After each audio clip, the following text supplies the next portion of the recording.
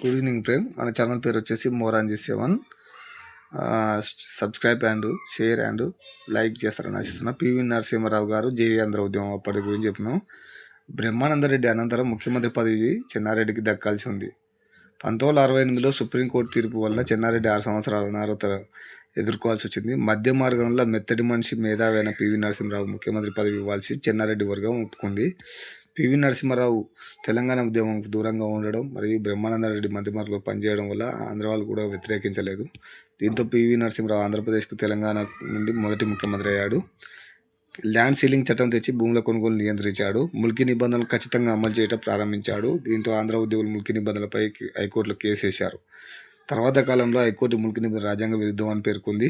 PV Narasimha Rao సుప్రీంకోర్టులో case పునఃపరిశీలనకు పంపాడు. 1972 October 3న supreme court Mulki నిబంధన రాజ్యాంగబద్ధం అని తీర్పిచ్చింది.